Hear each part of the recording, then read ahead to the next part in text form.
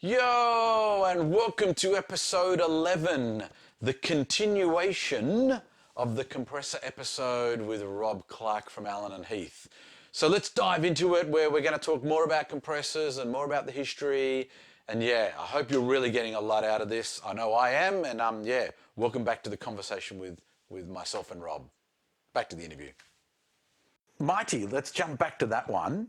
Okay, so that was Valley People. That was inspired by the Valley People dynamite compressor. So Oscar walked in, threw this thing on my desk and said, model it. A massive punch of a compressor. It has the ability to switch between peak and RMS, but I think it's famous for being in RMS mode. And sure, in that device, you can gate and expand, but we kind of left that out. And we just said, well, let's just do the raw compressor. So by then we understood the differences between peak and RMS, so that was easy. But the whole topology of the compressor is quite different. It really relies on driving gain into a fixed threshold. So you really amplify the signal on the way in to the compressor and drive it into a fixed threshold. And that's what really creates that amplified punch with the RMS attacker release ballistic. And it's a beast. It punches a hole in anything it can see. So the amplifiers on the front end, because I always describe it as the harder you drive it, it's like it's got this auto makeup gain. Yeah, that's right. That's exactly right. So as you drive it, you get gain on the input, and then the makeup, sometimes you have to back off. Back off, yeah. Well, you're not kind of aware of it because the way the dial and the scale set off, you're actually backing some of the signal off. Yeah. So you're actually driving things as hard as you can in a way. That's the easiest way to kind of visualize it.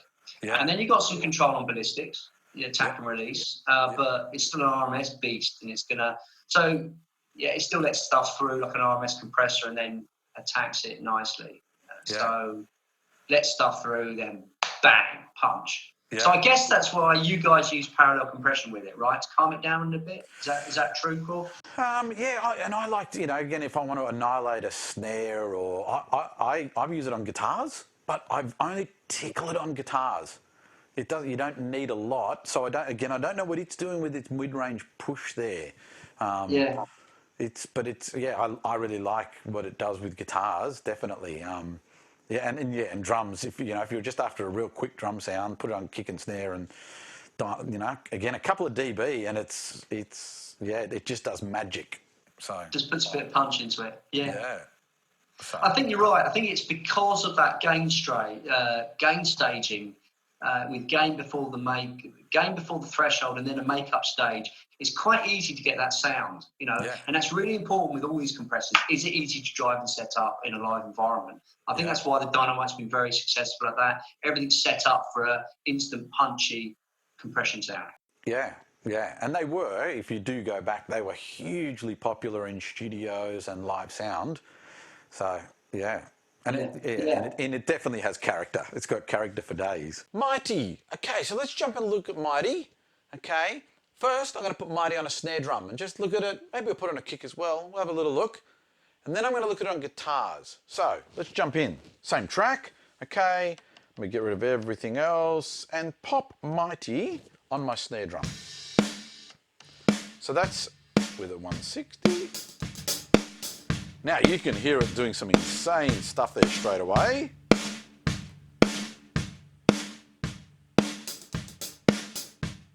Out. In. So this is, the harder I drive it, so the harder I drive Mighty, the more energy I get. Okay, sometimes you've actually got to get in there and turn the output down. But very quickly, the snare just starts to have an immense amount of power, okay? If I go to peak, I can get that insane, like it's just taking the whole front off the transient. It's not what I want for this sound, but let's go back and have a look at it on a kick.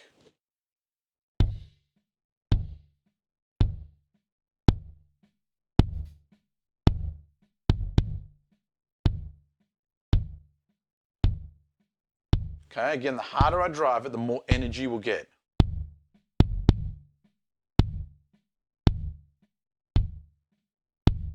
So very quickly you can hear it just giving the kick an immense amount of energy, okay? So yeah, it's a great compressor for all those things. So let's look at Mighty on a guitar.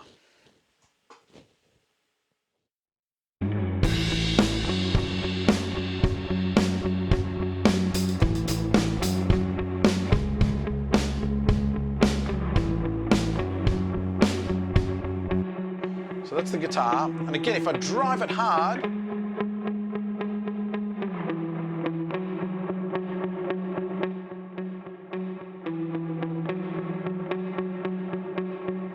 so again, it just gives the guitar that real energy, just keeps it right in that little pocket, okay? Great plug-in for that, okay? So obviously the Peak 76 is kind of inspired by the whole 1176 family of compressors, which was a journey in itself. I mean, there's many, many revisions of the 1176 through different brandings or ownerships of the company, down to even different technologies used within the 1176, and Rev G, Rev H, and even down to them reissuing now, UAE reissuing some of the old classics. Yeah. So we got a Rev F, I think, E or F, can't remember the numbering, a black face, the right one, out of a studio in London.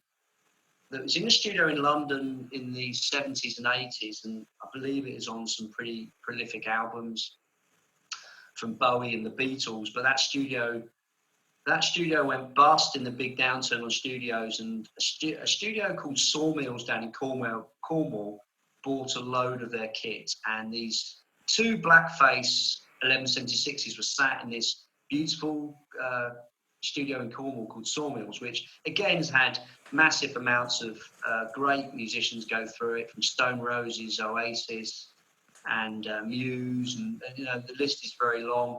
We're speaking to the engineers that work there, and they said, yeah, these two blackface 1176s are great. They're as good as any other units we've seen of that revision. Great to model. So we got hold of those, serviced them, calibrated them as best we could, and started modeling. And the engineer was right. Both of these blackfaces were slightly different, and that was down to potentiometer variances and component variances. But by having two of them, we could kind of work out the character of it. It's very useful to have two of these blackface Rev, same revisions. And off we went. It's a feedback compressor. It's very complicated on how to model it. There's a lot of what we call nonlinearity in the way the thing works. So, you know, at one level setting, at one gain reduction setting, within a certain space of instrument with a certain type of crest factor, the device is going to react differently. And so the attack and release ballistics are highly nonlinear. The gain curve was not remotely linear, and it's a feedback device too. So all of these things kind of added up into a journey of modeling. And that took several months, several visits to the engineers that used it. They would say, well, we need to put this type of instrument in, that will maybe explain what that's doing. Then we'd go and try that. Then we'd come up with different types of tone bursts to try and exercise something more, you know, an automated kind of test so we could graph it and measure things. So it was a tremendous journey, Corf, and we kind of ended up then realizing that these weren't on the road. So this was a studio compressor, right? And we then met a guy that was touring with a Rev G or H, Silverface one, and he said, no, this is a bit tighter, more efficient, doesn't distort and growl like the black ones in the studios, but he said, I think you should model this one too. So we modeled that one. That was another 3 months working on where we got to with the blackface, and then did the silver one. And I know Waves and other like modelers have gone back to Rev A, but we never got hold of one. I still haven't found anyone who's heard it. So we thought we modelled the silver Rev H, I think it is, because we actually found someone on the road with one. Yeah. I'm not sure anyone tours a Rev A, right? So No, definitely not. Now it's always fun to meet 18-year-old guys that have used a Rev A. Yeah. Well, I don't know where they found it. My first 1176 story, because obviously the controls are all sort of backwards on it, and it's not a threshold. That's right. Yeah, attack and release are backwards. Yeah. Attack and release are backwards, and I was left alone in the studio to record some vocals for someone, and I'd seen everyone else using them, and I went, oh yeah, I'm gonna put that on my vocals, and I dialed it up, and I'm thinking, yeah, this is awesome. And then when I listened back to the vocals, I'd burnt them all, and they were like crunchy toast. So because it was very easy just to get the settings wrong, and just everything just became fried eggs, and yeah. So I had to get the vocalist back a week later on my own time and redo all the vocals. But I learned how to use it, and it's a very unique character. And then obviously with the all button that was found sort of by accident, by pressing everything in, you get that incredible pummeling for drum room mics and things. You do. I mean, the whole biasing, this whole structure of the compressor changes, and the biasing just goes dreadfully wrong when you press all the ratio buttons in. And we modelled that, and you'll notice the needle just starts diving like this as the biasing just goes completely to pot. But that's what the real, when I use one in a studio, that's what it does. Yeah, that's right. And we did that. I mean, that kind of half that came for free because the compressor does that. Yeah. So, but it's interesting to know some models don't do that. Obviously, it's great to see some modelers haven't modelled that issue on the meter. They've chosen to show the real gain reduction going on. But we didn't. Ours came for free because I suppose our model was particularly brilliant. And, the needles went mental. Even of its fastest setting, it's not very fast, really, is it? It can be. No, it can be fast. Again, it's all down to these non-linearities. There's an attack taper to it that it's a bit slow on certain instances. So, yeah, you do measure it. It can, in some instances, be slower than some other compressors, but no, if you really put it on full tilt, it's pretty fast. Yeah, okay. And it was advertised as being an extremely fast device, and it was using a FET and everything, and that's why it went out of their way to try and make it really fast. But yeah, compared to some modern digital compressors that could be instantaneously faster than that. But really, what's the point? What's the point of being that fast? Yeah, all your transient just goes to sucktown, as I call it. Yeah, Sucktown. Yeah, exactly. You do get into Sucktown world. Yeah. So we did the all button mode. We did the 2 revs. I think that's kind of covered the Peak 76. It was a beast. It was a journey. It was a lot of fun. Okay, so I'm going to jump out here again. Let's look at the 1176. Okay, and I'm going to look at it on a room mic and look at it on that nuke setting. Okay. Let's just jump straight to it. So I've got a room mic here. Let me bypass the comp. So this is my room mic. It's a mono RCA. Okay, and when I go to nuke mode, which is the all buttons, it's really pounding that sound and bringing a lot of harmonics, so distortion. It really crunches it up. Now, some people might go, what the heck would you want that sound for? I'm going to show you. So let's go back and put my whole drum kit together for a second. And I will say thanks to E for Echo for these cool tracks that we're working with. They're a local Sydney band. If you've never heard of them, check them out. So this is my kit. And I'm going to blend in. I'm going to open and close that really squashed mic.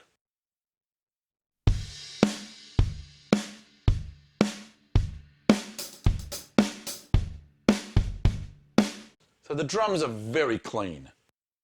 If I open the RCA,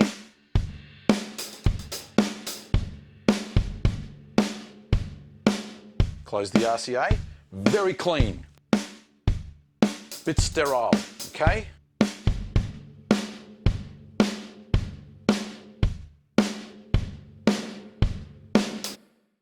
So the crunchy room mic just adds this depth to the drums, okay? So the 1176 on that nuke setting, okay, is a great way of getting that absolute crunchy, pounded sound. Let's look at 1176 on vocals as well. So, got vocal, let's just only have that vocal for a second. So, Again, you can see a fair bit of compression.